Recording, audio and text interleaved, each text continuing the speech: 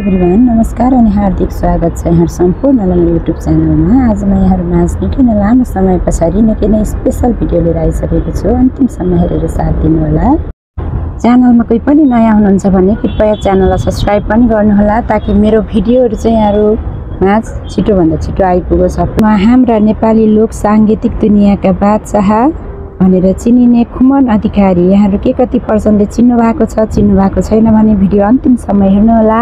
र खुमन अधिकारी हाम्रा लोक गायकको चाहिँ जीवन कहानी, कसरी सांगीतिक यात्रा सुरु भयो, कसरी अगाडि बढिरहेको छ, हरेक कुराहरुको चाहिँ उहाँकै मुखबाट वेलकम इन्टरनेशनल हाम्रो कम्पनीको चाहिँ दशैं विशेष भेटघाट तथा शुभकामना आदान प्रदान कार्यक्रममा चाहिँ उहाँको उपस्थिति साथै उहाँको चाहिँ हरेक प्रस्तुतिहरु चाहिँ हामीले गीतहरु चाहिँ सुन्ने छौं। उहाँहरुको गीत मार्फत चाहिँ हामी इन्टरटेनमेन्ट लिने छौं। यहाँले अन्तिमसम्म हेरेर के कस्तो लाग्छ प्रतिक्रिया दिन नभुल्नु होला। सुरुवातमा सदस्यबाट त्यसपछि फेरि फाइट गर्दै अनि अघि यो भन्दा पनि अघिल्लो पोस्टमा जानुपर्छ भनेर सदस्य अझै वरिष्ठ सदस्यसम्म गएर त्यसपछि म फेरि सचिव भएर सचिवको पद सम्हालेर सचिव भइसकेपछि त्यसपछि म उपाध्यक्ष भएको छु कि धेरै मेहनत गर्नुपर्छ। त्यसले गर्दा डोर जुन मार्केटिङमा खटिरहनु भएको छ सम्पूर्ण भाइ बहिनीहरु, मेरा साथीहरु सबैलाई म के भन्न चाहन्छु भने मेहनत गरेपछि पक्कै पनि सफल हुनुहुन्छ। यो ठाउँमा मेहनत गर्नुस्, अहिले मेहनत गर्नुस्। मेहनत गर्नु भयो भने यो पोस्टमा पुग्नलाई कति बेर लाग्छ? तपाईको मेहनत एक नम्बर आवश्यकता मेहनत छ। एकदमै खटेर लाग्नुस्। लागि परेपछि नहुने भन्ने कुरा केही पनि छैन। हजुर हेर्नुस्, मैले गाउँमा छँदाखेरि गाउँमा जन्मिएर यो ठाउँमा आउनलाई मलाई कति सङ्घर्ष गर्नु पर्यो होला भन्नुस् त। मैले अहिलेसम्म नेपाली लोकदोहोरी मात्रै 10,000 भन्दा बढी गीत गाएको छु। रेकर्डिङको हाराहारीमा हेर्नु भने नेपालमा 2 नम्बरमा म पर्छु। 2 नम्बर रेकर्डिङ धेरै गर्ने गायकमा अहिले हैन। तर यो ठाउँसम्म आउन पनि मलाई त कति मेहनत गर्नु पर्यो होला, कति सङ्घर्ष गर्नु पर्यो होला। गाउँमा जन्मिएर गाउँमा हुर्किएको मान्छे, गाउँमा टेलिभिजन रेडियो हेर्दाखेरि धेरै अभ्यास गर्नेहरुको गीत सुन्दाखेरि म यस्तै बन्न पाएँ भन्ने इच्छा त मलाई पनि थियो। त्यसपछि गाउँका स्कुलका कार्यक्रमहरुमा भिड्दै जता पनि मैले जति मेहनत गर्न थाले मैले पुरस्कार पाउन थाले। त्यसपछि मैले सदनात्मक कार्यक्रमहरु स्कुलका हुन्छ कि क्लबका कार्यक्रमहरु हुन्छ कि अनि जिल्ला स्तरीय कार्यक्रमहरु हुन्छ कि ती कार्यक्रमहरु गर्दै जहाँ पनि जित्दै अगाडि बढे। त्यसपछि काठमाडौँ आएर मैले दुपुरी साँझमा एउटा जागिर गरेँ। त्यो एउटा मेरो सफलता थियो। त्यसपछि मैले जागिर पाइसकेपछि फेरि रेकर्डिङमा हात हाल्ने मौका पाएँ। रेकर्डिङमा हात हालिसकेपछि मैले मेरो भोकल निखार्न, मैले भोकल अझै मेरो ज्ञानहरु भोकल सिक्नको लागि, अझै संगीतको नलेज लिनको लागि बढी मेहनत गर्दा त्यसपछि मेरो स्वर निखारिँदै गयो। म रेकर्डिङमा पोख्त हुँदै गएँ। त्यसपछि म संस्थामा पनि लागेँ, हाम्रो गीत संगीतको संस्थामा। त्यसपछि अन्य ठाउँमा जसले मेरो स्वर सुन्नुभयो, खुमन अधिकारीको स्वर कति मिठो भनिदिनु भयो। अन्य कलाकारहरूले रेकर्डिङ गर्नु छ भने, कसैले गीत बनाउनु भएको छ भने ल यो गीत त खुमन अधिकारीले गाउने हो भने अत्यन्तै मिठो हुन्छ भन्न थाल्नुभयो। त्यसपछि गाउँदै सङ्घर्ष गर्दै म अहिले नेपालको 10,000 भन्दा बढी गीत गाउने गायक बनेको छु। त्यसले गर्दा तपाईहरुलाई म के भन्न चाहन्छु भने तपाईहरुले पनि मेहनत गर्नुहोस्, पक्कै सफल बनिन्छ। मेहनत नगरेसम्म यो क्षेत्रमा मात्र हैन, तपाईहरुको यो वेलकम इन्टरनेशनलमा मात्र हैन, मेहनत नगर्ने व्यक्तिलाई कुनै पनि ठाउँमा सफलता मिल्दैन। त्यसले गर्दा मेहनत गरेर अगाडि बढ्नुहोस्। तपाईहरु एक दिन सफल हुनुहुन्छ।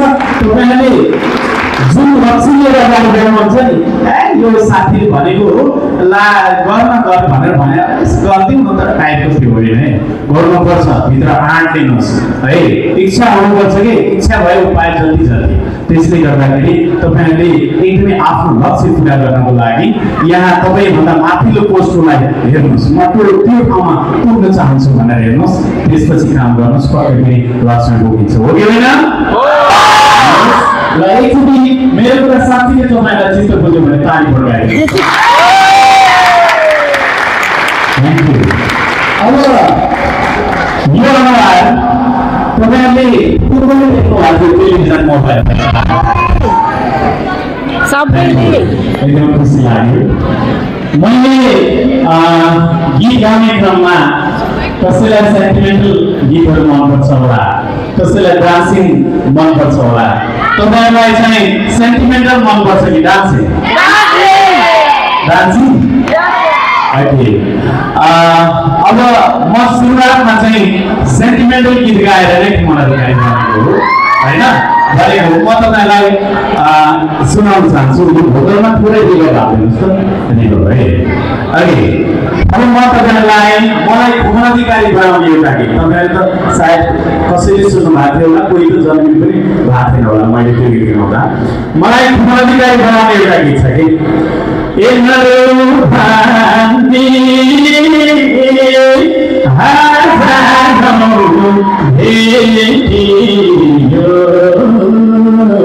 र यो एउटैले अर्को तिम्रो घरमा नहुमाथि बाँझौँदा मलाई लान्छन् जुन सन्धा ठुकी कन्ठै छ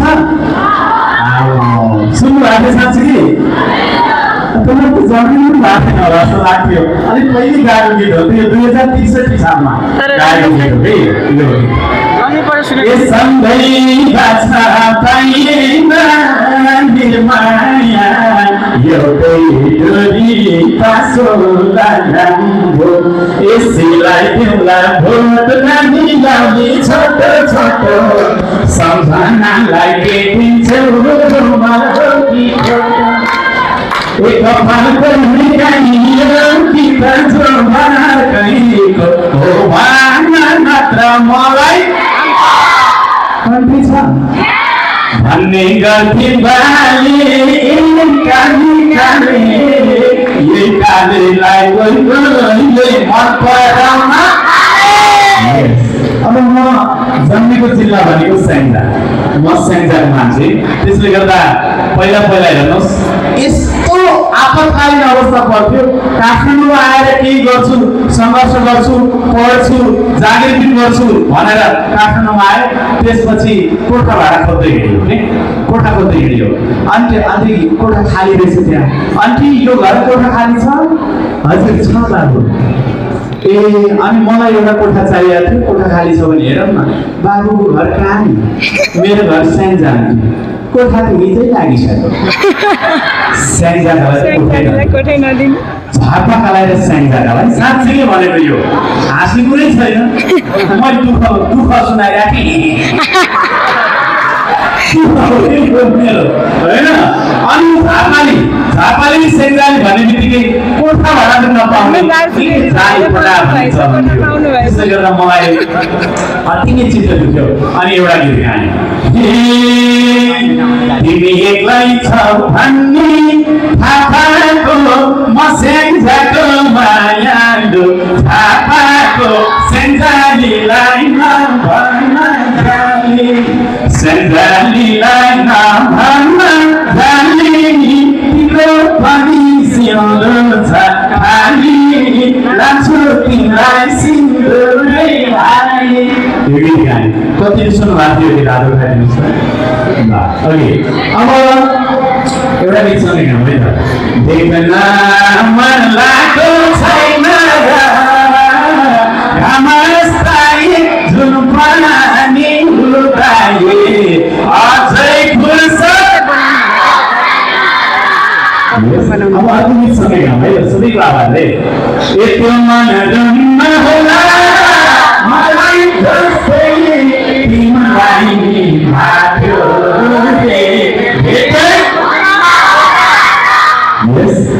जता हेरे नि त्यस्तै छ नहौ निर्माया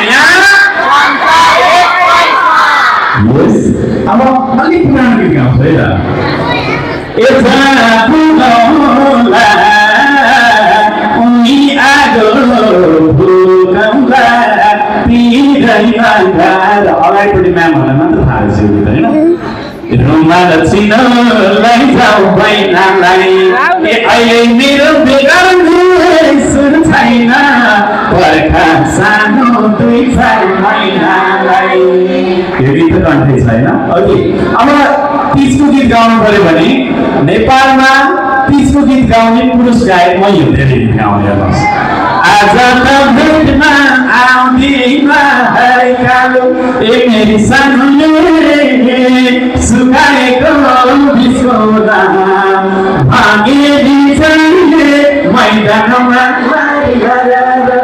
कण्ठ छ होइन दिदीबहिनीहरूलाई अघि यहाँहरू सबै मैले गाएका यस्तै विदाउट ट्र्याकमा धेरै गीत गाउने हो भने यहाँ 3 रात गाए पनि सकिँदैन सबै गीतहरू यहाँले मन पराउनु भएको छ अब विदाउट ट्र्याक भन्दा पनि ट्र्याक उठाएर गीत गाउने एकैछिन नाच्ने हो कि नाच्ने हो कि बसेर सुन्ने हो नाच्ने यहाँको घरमा सबैको घरमा विजय दशमी प्रवेश गरिसकेको छ त्यसले गर्दा सबैजनालाई ह्यापी दशैं भन्न चाहन्छु ह्यापी दशैं